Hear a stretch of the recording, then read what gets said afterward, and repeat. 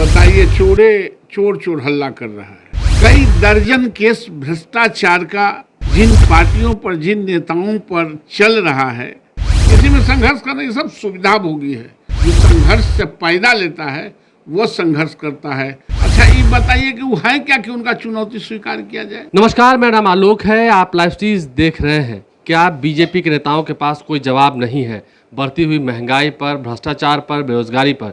इसलिए आज बिहार में तेजस्वी यादव और जितनी विपक्षी पार्टियां हैं वो प्रतिरोध मार्च निकाल रही हैं। सड़कों पर प्रदर्शन होगा। युवाओं को आने के लिए आह्वान किया है। इस वक्त नवल किशोर यादव बिहार बीजेपी के बड़े नेता है, एमएलसी है, परिषद में उपनेता है। आप लोग के पास कोई जवाब नहीं है। तेजस्वी यादव आज सड़कों पर उतरेंगे। कौंची का सवाल क्या है कि जवाब कौंची के? महंगाई बढ़ रही है। भ्रष्टाचार का। अब बताइए, चोर चोर हल्ला कर रहा है।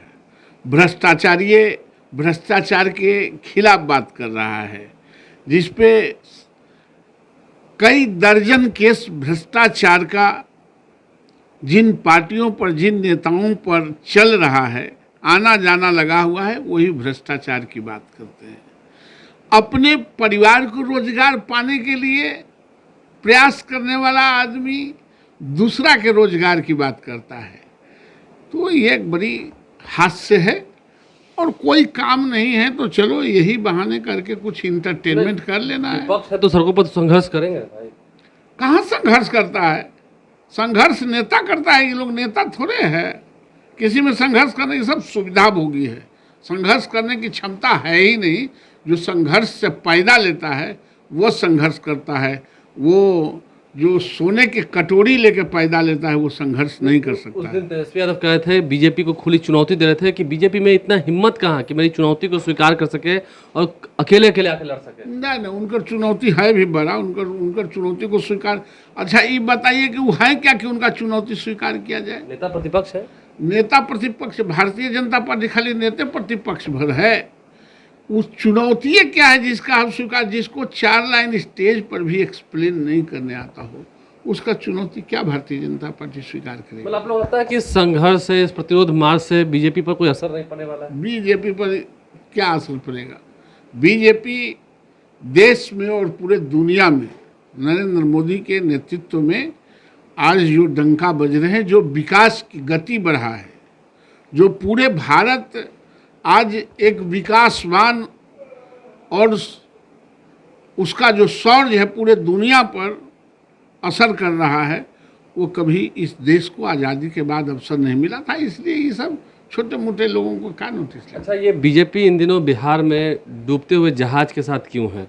कल आरसीपी सिंह जो केंद्रीय मंत्री रहे, आप लोग की सरकार में भी केंद्रीय मंत्री रहे, वो अभी उन्होंने कहा कि जेडीयू डूबता हुआ जहाज है। तो बीजेपी क्या मानती है डूबता हुआ जहाज के साथ? अरे भाई, हमारे साथ रहे वाला जहाज डूबेगा कैसे? ऐसे बोलते रहते हैं, आप लोग भी बोलते रहते हो। हमारे साथ रहने वाला जहाज नहीं डूबता है, इसलिए ये सब बोलने दीजिए।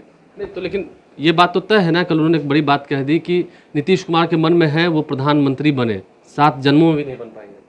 अब ये उन लोगों के बीच का क्या अंडरस्टैंडिंग है? प्रधानमंत्री के यहाँ पद कहाँ खाली है?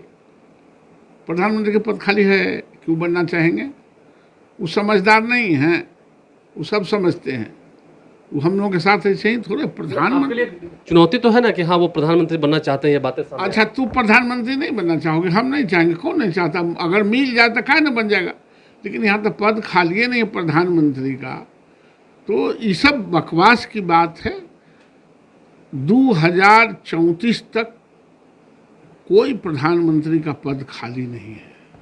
एनडीए में सब कुछ ठीक है बिहार में? All is well. कब तक? कब तक? मतलब उम्मीद होगा ना? नहीं, उम्मीद क्या? उम्मीद तो हम लंबे समय से चल रहे हैं, लंबे समय तक चलेंगे। हमसे बड़ा लंबा समय का एलायंस कोई है ही नहीं इस राज्य में। रहेगा आगे, टिका रहेगा, एकदम है और रहेगा। एनडीए का अलायंस है और रहेगा। प्रधानमंत्री पद के लिए कोई जो पद होता है वो खाली नहीं है। नवल किशोर यादव एक तरफ जहां आरजेडी पर कटाक्ष कर रहे थे, वहीं उन्होंने इशारों ही इशारों में जेडीयू को भी बहुत कुछ सिखाया है। सीखने वाले क्या सीख रहे हैं, इस वीडियो को देखकर। हमारे चैनल को सब्सक्राइब कर लें, साथ साथ फेसबुक पेज भी लाइक करें। धन्यवाद।